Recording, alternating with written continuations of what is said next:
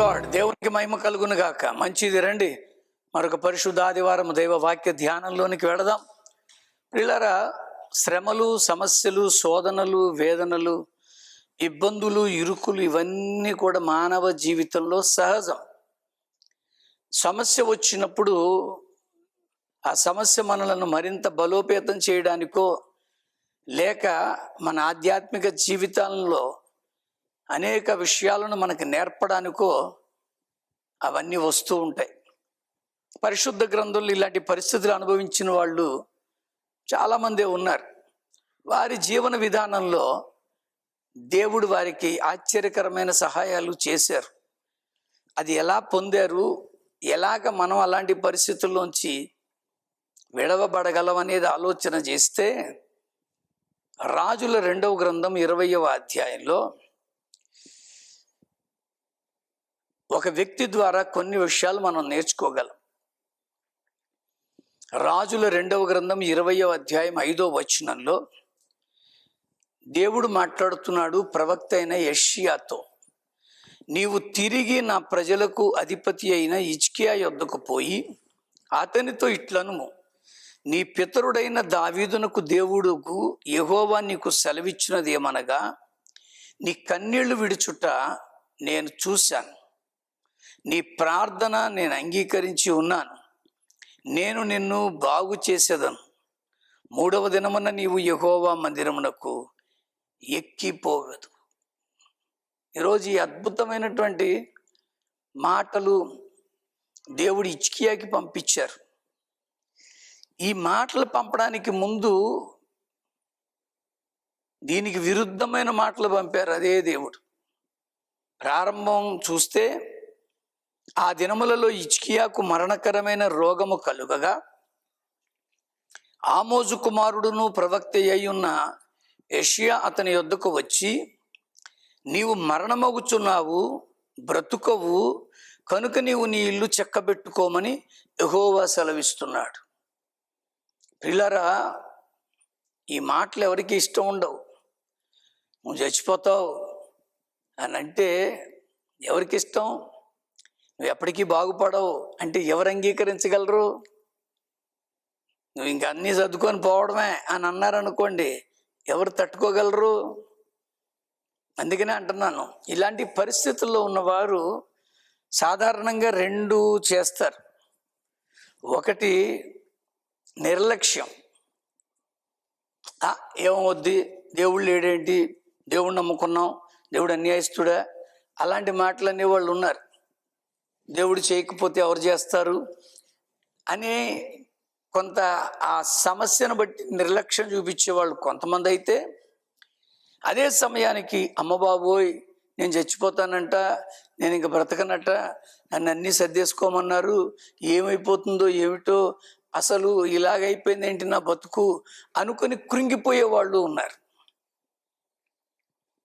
ఒకటి సమస్యను బట్టి నిర్లక్ష్య ధోరణి, 2వది కృంగి కృషించిపోయే ధోరణి. కానీ ఆశ్చర్యం ఏంటంటే, మరణపు తీర్పు ప్రకటించిన దేవుడే హిజ్కియా యొక్క జీవితంలో అద్భుతమైన కార్యం చేశారు. ఎందుకంటే దేవుడు చెప్పినటువంటి ఆ మాటను బట్టి హిజ్కియా ఎక్కడా కూడా నిర్లక్ష్యము చేయలేదు, కృంగిపోలేదు. మరి వారు ఏం చేశారు అనేది చూస్తే, హిజ్కియా చేసిన కొన్ని పనులు చెప్తున్నాను. నీవు మరణమవుచున్నావు, బ్రతుకవు గనుక నీ ఇల్లు చెక్కబెట్టుకోమని యెహోవా సెలవిస్తున్నాడని చెప్పగా, అతడు తన ముఖము గోడ తట్టు త్రిప్పుకొని, టర్న్ టు గాడ్. శ్రమ వచ్చిందని, సమస్య వచ్చిందని నిర్లక్ష్య ధోరణియో కృంగిపోవడమో కాదు, ప్రభు వైపు తిరుగు. జకర్యాలు అంటారు, మీరు నా తట్టు తిరగండి, నేను మీ తట్టు తిరుగుతానని అన్నారు. యోవేలు అంటాడు, మనపూర్వకముగా తిరిగి నా యుద్ధకు రండి అన్నారు. హోషేయ ద్వారా అంటాడు, తిరిగి రండి, నేను మీ యొక్క విశ్వాసఘాతకులు కాకుండానట్లు మిమ్మల్ని గుణపరుస్తాను అంటాడు. తిరగాలండి దేవుని వైపు. ఇప్పుడు నీ పరిస్థితులకు నువ్వు ఒక్కసారి టర్న్ టు గాడ్. హిజ్కియా చేసిన మంచి పని ఏంటంటే వెంటనే విన్న వెంటనే దేవుని వైపు తిరిగాడు. ఆ తిరిగినటువంటి అతడు చేసిన పని ఏంటో తెలుసా అండి? తక్షణమే ప్రార్థన ప్రారంభించాడు. వెంటనే ప్రార్థన. సమస్య వచ్చిన వెంటనే దేవుణ్ణి ఆశ్రయించడం ఆలస్యం చేయలేదు. చాలామంది ఆ సమస్యను తీసుకెళ్ళి ఎవరెవరికో అప్పగిస్తారు. తప్పు లేదు అందులో. ప్రార్థనా గోపురాలు ఉన్నవే అందుకు. ఆ ప్రార్థనా గోపురానికి అప్పగించేసి ఇంకా మనం ఊరుకోవడం కాదు. కొంతమంది సమస్యని చర్చ అందరికీ చెప్పి నా కొరకు ప్రార్థన చేయండి, అనుదిన ప్రార్థనలో జ్ఞాపకం చేసుకోండి, ఉదయకాల సమయ ప్రార్థనలో జ్ఞాపకం చేసుకోండి అంటే మనం లిస్ట్ రాసుకొని అన్నీ చేస్తాం. తప్పులే, చేయండి, మంచిది. కానీ నీ ప్రార్థన నువ్వు దేవుని తట్టు తిరిగి ఆ దేవునితో ఆ వెంటనే నీ సమస్య గురించి ప్రార్థన చేసే అనుభవంలో ఉన్నావా? ఆలస్యం చేయకు మిత్రమా. ఎవరికో అప్పగించాను, వాళ్ళు చూస్తారులే, ఎవరెవరో నా కొరకు ప్రార్థన చేస్తున్నారులే కాదు. తక్షణమే నువ్వు చేయి, ఆలస్యం చేయకు ఇంకా ప్రార్థనలో. మూడవది ఏం చేశాడంటే హిజ్కియా దేవుని మీద ఆధారపడ్డాడు, దేవుని మీద అనుకున్నాడు, దేవునితో ఎక్కువసేపు గడిపాడు, ఏకాంతంగా దేవుని దగ్గర మాట్లాడడం మొదలుపెట్టాడు. ఈరోజు నువ్వు దేవుడితో గడుపుతున్నావా? ఎందుకంటే ఒంటరిగా నువ్వు చేస్తున్న ప్రార్థన ఫలితాన్నే మార్చేయగలదండి. ఒంటరి ప్రార్థన ఫలితాన్ని అద్భుతంగా తీసుకొచ్చి ఇచ్చేస్తుంది. యాకోబు ఒంటరివాడైపోయాడు. భార్య లేరు, సంపాదించిన ఆస్తి లేదు, సాధించిన పేరు ప్రఖ్యాతులు లేవు. He was alone. సంపాదించిన దాసదాసి జనాంగం లేరు, ఒంటరివాడైపోయాడు. God has changed his name. ఆ ఒంటరితనంలో దేవుడు అతనికి ఇజ్రాయేలు అని పేరు పెట్టాడు. ఇజ్రాయేలు అన్న మాటకు అర్థం దేవునితో పోరాడి గెలిచిన వాడు అని. ఈరోజు నువ్వు దేవునితో పోరాడి గెలిచే బిడ్డగా ఉన్నావా? ఆ ఒంటరి ప్రార్థనలో your going to receive an answer. ఖచ్చితంగా దేవుడు నీకు సమాధానం ఇవ్వబోతున్నాడు. నీ పరిస్థితిని మారుస్తాడు. అక్కడ సమస్య రూపాన్ని మార్చేస్తాడు. ఇక్కడ హిజ్కియా చేసిన పని అదే. పైగా ప్రార్థిస్తూ ఏమనన్నాడో తెలుసా అండి? ఎంత చక్కటి మాటలు ప్రభువు దగ్గర ఉపయోగించాడంటే, యెహోవా యథార్థ హృదయుడునై. ఈరోజు మన ప్రార్థనలో యథార్థత ఉండాలి. ఊరికే ముక్తసరి ప్రార్థన, మనుషులు వినే ప్రార్థన, మనుషులు అంగీకరించే ప్రార్థన, మనుషులు మెచ్చుకునే ప్రార్థనల వల్ల ఉపయోగం లేదు. ఈ ప్రార్థన యథార్థంగా ఉండాలి. ఆ తర్వాత సత్యముతో అంటాడు. ఈరోజు నీ ప్రార్థనలో సత్యం ఉందా? యేసుక్రీస్తు వారు సమరయ స్త్రీతో మాట్లాడుతూ నన్ను ఆరాధించేవారు ఆరాధనలు ఈ రెండు ఉండాలన్నారు. ఆత్మతోనూ సత్యముతోనూ నన్ను ఆరాధించువారు కావాలి. పౌలు భక్తుడు తిమోతితో మాట్లాడుతూ సత్యమును గురించిన అనుభవ జ్ఞానము కలిగి ఉండాలని దేవుడు ఇష్టపడుతున్నాడు అంటాడు. ఈరోజు నీ ప్రార్థనలో కానీ నువ్వు చేస్తున్న పనుల్లో కానీ అక్కడ అంటాడు, నేను యథార్థ హృదయుడినే సత్యముతో నీ సన్నిధిని ఎలా నడుచుకున్నానో దేవుడు గమనిస్తాడండి. నువ్వు దేవుడి సన్నిధిలో ఎలా ఉంటున్నావు? నువ్వు దేవుడి సన్నిధికి వచ్చి అనవసరమైన వాగ్వివాదాలు పెట్టుకుంటున్నావు. నువ్వు దేవుడి సన్నిధికి వచ్చి నీ సెల్ ఫోన్ చూసుకుంటున్నావు. నీ దేవుడి సన్నిధికి వచ్చి ఇతరులతో గొడవలు పడుతున్నావు. దేవుడి సన్నిధికి వచ్చి అనాలోచితంగా ప్రవర్తిస్తున్నావు. దేవుడి సన్నిధికి వచ్చి అది దేవుడి సన్నిధిని మర్చిపోతున్నావు. నేను ఎలా ప్రవర్తించానో నీకు తెలుసు అంటున్నాడు. అందుకనే ప్రసంగి ద్వారా దేవుడు మాట్లాడాడు, మీరు దేవుని సన్నిధికి వెళ్ళినప్పుడల్లా మీ ప్రవర్తన విషయమే జాగ్రత్తగా చూసుకోండి. ఈరోజు దేవుని సన్నిధిలో నువ్వు ఎలా ప్రవర్తిస్తున్నావు? హిజ్కియాకి దేవుడు ఈ సమాధానం ఎందుకు ఇచ్చాడు? హిజ్కియాని దేవుడు ఎందుకంత ప్రత్యేకపరిచాడు? ఇదిగో ముందు దేవుని వైపు తిరిగాడు. 2 వెంటనే ప్రార్థన ప్రారంభించాడు. 3వది దేవునితోనే గడపడానికి ఇష్టపడుతున్నాడు. 4వది యథార్థ హృదయుడై సత్యముతో తాను చేసినదంతా దేవుడికి జ్ఞాపకం చేస్తున్నాడు. నువ్వు అలా చేయగలవా మిత్రమా? చర్చికి వెళ్ళాను, రొట్టె ద్రాక్షసంలో పాలు పొందాను, కలిగిన కష్టార్జితాల్లో దశంభాగం చెల్లించాను.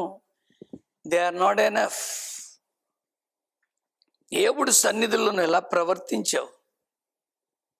కూర్చున్న దగ్గర నుంచి తిరిగి ఆశీర్వాద ప్రార్థన అయ్యి వెళ్ళేంత వరకు నీ ప్రవర్తనను దేవుడు గమనిస్తాడు.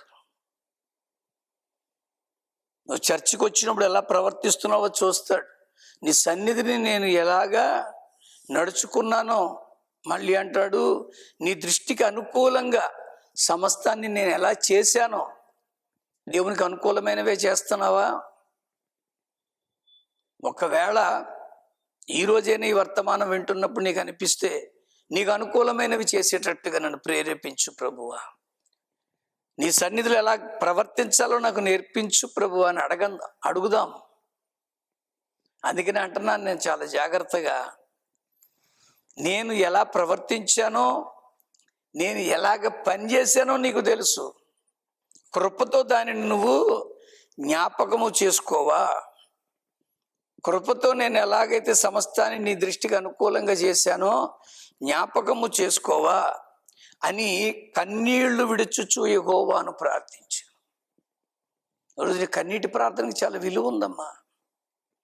56వ కీర్తనలో అంటాడంటే, ఆయన నా కన్నీరును తన బుడ్డిలో దాచుకున్నాడు. నీ కన్నీరు చాలా విలువైంది బ్రదర్. ఆ కన్నీటికి విలువిచ్చే దేవుడిని నువ్వు అనుసరిస్తున్నావు. ఆ కన్నీరు తప్పకుండా కార్యాన్ని జరిగిస్తుంది. అందుకని అంటాడు 126 కీర్తనలో కూడా, కన్నీటితో విత్తువాడు సంతోషంతో పనులు మోసుకెళ్తాడు.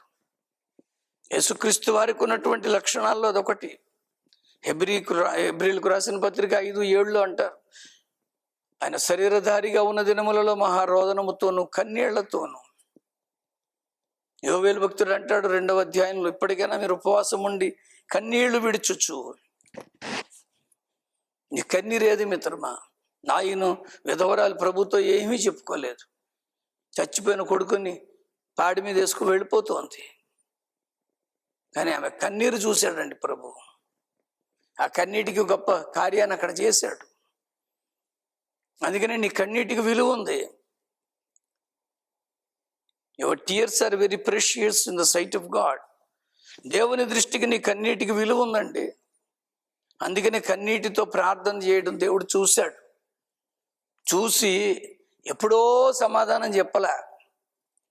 ఇంత చేసినటువంటి హిజ్కియాకు ఎప్పుడో ఒక 2-3 రోజుల తర్వాత రండి, ముందు ఇవి వాడి చూడండి అని డాక్టర్ అంటారు. ఇవన్నీ వాడి రండి మా దగ్గరికి అంటారు. దేవుడు ఇలాగేమండు, నువ్వు కానీ ఈ రీతిగా ప్రార్థన చేయి, హిజ్కియాలాగా దేవుని వైపు తిరుగు, వెంటనే ప్రార్థన మొదలుపెట్టు, దేవునితో ఎక్కువసేపు గడుపు. అంత మాత్రమే కాదు, యథార్థంగా చేయి, సత్యముతో చేయి, దేవుని దృష్టిలో అనుకూలంగా ఎలాగా సన్నిధిలో ప్రవర్తించానని జ్ఞాపకం చేయి. మించి దేవుని దృష్టికి ఏం మంచి చేసావో దాన్ని జ్ఞాపకం చేయి.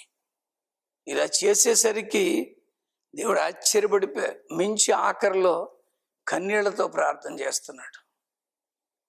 ఆ కన్నీళ్లే అతని పరిస్థితి అంతా మార్చేసింది. ఇన్ని చేశాడే హిజ్కియా, దేవుడు వేటిని కూడా ఆయన జ్ఞాపకం చేసుకోవట్లేదు. కానీ ఒక్క కన్నీటికి విలువిచ్చి అంటున్నారు, నీవు కన్నీళ్లు విడుచుట చూశాను, నీ కన్నీరు కూడా చూస్తున్నాడు బిడ్డ. దేవుని బిడ్డవైన నీ కన్నీరు అన్యాయంగా వదిలేడండి. నీ కన్నీటికి విలువ ఉంది. నీ కన్నీటి ప్రార్థన అద్భుత కార్యాలు చేయబోతుంది. నీ కన్నీరు విడుచుట నేను చూశాను, నీ ప్రార్థన నేను అంగీకరించాను. ఆయన అంగీకరించే ప్రార్థన నువ్వు చేయి మిత్రమా. 3వది ఏమన్నారో తెలుసా అండి, నేను నిన్ను బాగు చేస్తాను. చాలా మంచి మాట అండి. ఈరోజు నువ్వు బాగోలేదేమో, నీ ఇంట్లో పరిస్థితులు బాగోలేదేమో, నీ ఒంట్లో బాగోలేదేమో, దేవుడు చేయబోతున్నాడండి. యాయిరు ఏమంటాడో తెలుసా అండి? తన కూతురు చావు బతుకుల్లో ఉన్నప్పుడు యేసును పిలిచి, అది బాగుపడి బతుకున్నట్లుగా నీ వచ్చి దాని మీద నీ చేతులుంచి ప్రార్థన చేయవా అని అడిగాడు. 12 సంవత్సరాలు రక్తస్రావం కలిగిన రోగిష్టామే నేను వెళ్ళి ఆయన వస్త్రపు చెంగును ముట్టుకొని ఎడల బాగుపడుతున్న అనుకొని అని ఉందండి. ఈరోజు బాగుపడడానికి రండి ప్రభు దగ్గరికి. నీ పరిస్థితులన్నీ బాగు చేయబోతున్నాడు. నీ అనారోగ్యాన్ని బాగు చేయబోతున్నాడు. నీ ఆర్థిక సమస్యను బాగు చేయబోతున్నాడు. నీ వ్యాపారాన్ని బాగు చేయబోతున్నాడు. నీ ఉద్యోగంలో బాగు కనబడబోతోంది. మించి నీ కుటుంబంలో బాగు జరగబోతోంది. నీ కుటుంబాన్ని బాగు చేయబోతున్నాడు. అందుకనే దేవుని సన్నిధిలో హిజ్కియా చేసిన ప్రార్థనలోని ఈ కారణాలన్నీ మనకు అర్థమైతే మన ప్రార్థన కూడా దేవుడు వింటాడు. విన్న వెంటనే సమాధానం ఇస్తాడు. ఎప్పుడైతే హిజ్కియా ప్రార్థన చేశాడో వెంటనే అంటున్నాడు, యోషియా నడిమిశాలలో నుండి అవతలకు వెళ్ళక మునుపే, అంటే అక్కడ హిజ్కియా ప్రార్థన చేస్తున్నాడు, హిజ్కియాకి ఆ వార్త చెప్పాడు, వెళుతున్నాడు ఈయన. ఇంకా మధ్యగది దాట్లా నడిమిశాలు దాటే లోపులోనే వెంటనే దేవుడు మళ్ళీ మాట్లాడుతున్నాడు, యోషియా ఒక్కసారి నువ్వు తిరిగి వెళ్ళు, తిరిగి వెళ్ళి ఈ మాట చెప్పు, దేవుడు విన్నాడని చెప్పు, నువ్వు కన్నీళ్లు విడిచుట దేవుడు చూశాడని చెప్పు, నీ గద్గద స్వరంతో నువ్వు చేసిన ప్రార్థన విన్నాడని చెప్పు, మించి నేను నీ ప్రార్థన విన్నాను, కన్నీళ్లు విడిచుట చూశాను, నేను బాగు చేస్తాను, నేను బాగు చేస్తాను. ఈరోజు ప్రియ దేవుని బిడ్డలారా, ఖచ్చితంగా హిజ్కియా ప్రార్థన ద్వారా మనం నేర్చుకున్నాం. నన్ను బాగు చేయి, మా కుటుంబ పరిస్థితులను బాగు చేయి, మాకున్న ఆర్థిక సమస్యల్ని బాగు చేయి, అన్నిట్లోనూ మాకు జయం ఇవ్వు. ప్రార్థన చేసుకుందామా? గనుడవైన దేవా, కృపగల తండ్రి, హిజ్కియా కన్నీళ్లు విడిచుట చూచి మరణ శాసనాన్ని జీవశాసనంగా మార్చిన దేవుడవు. ఇదిగో మా ప్రార్థనలు కూడా ఆలకించండి. మాకున్న సమస్యలను సంతోషదాయకంగా మార్చి మమ్మల్ని అందరినీ దీవించమని యేసుక్రీస్తు నామములో ప్రార్థన చేస్తూ నీకు అప్పగించి పొందుకుంటున్నాం పరమ తండ్రి. ఆమెన్. తండ్రి, కుమార, పరిశుద్ధాత్మ త్రియేక దేవుని సహాయ సంకల్పాలు కూడి ఉన్న బిడ్డలందరితో, భూమి మీద పరిశుద్ధులతో, మరి ముఖ్యంగా సమస్యకు పరిష్కారం పొందాలనే ఆశతో కనేళ్లతో ప్రార్థించే వారందరికీ సదా తోడే ఉండి నడిపించునుగాక. Amen. God bless you. Praise the lord.